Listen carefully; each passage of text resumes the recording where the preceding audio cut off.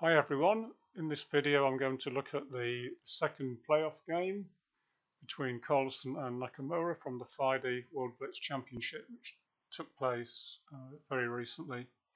So the first game was a draw, and they played off because both players finished tied on 16.5 from 21 games, which is plus 10, absolutely fantastic score for both of them.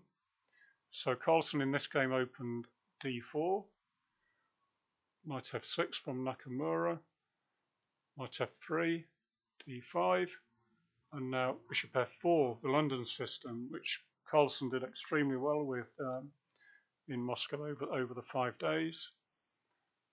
c5, e3, and e6. Not so many of Carlsen's opponents played this, but it does see in Moscow. I mean, this does seem a sensible option. Knight d2, bishop d6, simply sort of aiming to trade off the strong white bishop. Bishop d6, queen d6, and now Carlsen played dc5, queen c5, and c4. So after the captures, dc4, bishop c4, castles, we can see that the pawn structure is symmetrical. The c and d pawns have both been exchanged, and generally that leads to sort of probably quite drawish type of positions. But at the moment white can play here, which is the move Carlsen made, and this gains a tempo because of the threat of bishop takes pawn on e6, discovering an attack on the queen. So black has to spend a move moving his queen out the way of this, which gives white an extra tempo to develop. Castles, b6, and this is a good way to solve the problem of this piece, which is really, in general, in the Queen's Gambit, is black's. It's the question of where this piece develops. So here he's planning to go, planning to put the bishop here, and then it's got a very strong diagonal along here. So Carlsen played queen e2, bishop b7, rook fd1, knight d7, and now bishop a6.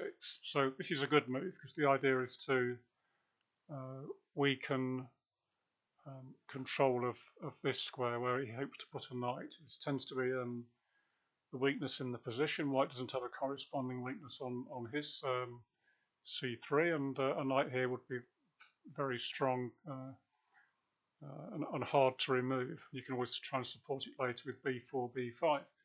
Nonetheless, it is a sort of, you have to bear in mind it's quite an equal position really. So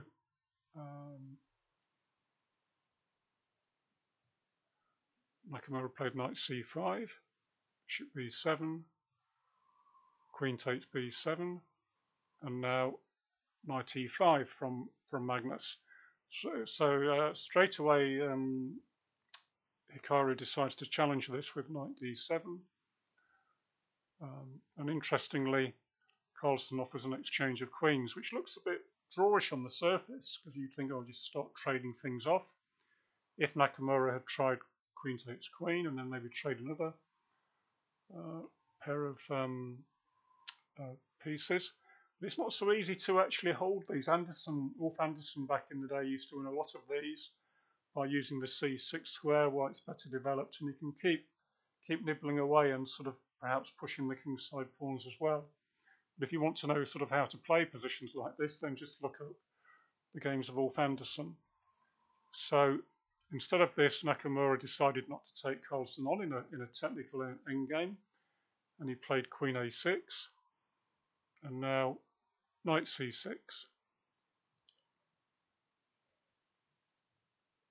It's possible that black should go here, which was the move queen a2, which was the move that was actually recommended by Kramnik during the live commentary.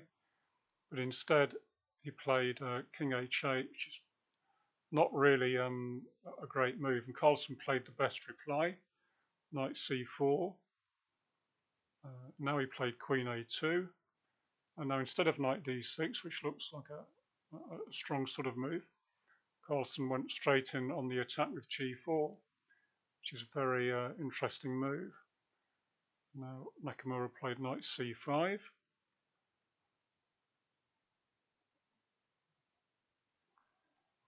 To which Carlsen replied knight d6.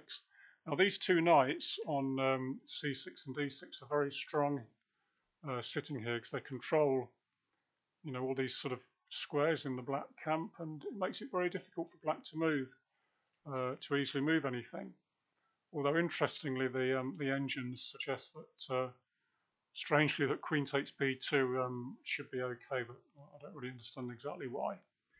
But instead of this, Nakamura played knight b3, which turns out to put him in a lot of trouble. So Carlsen played rook c2,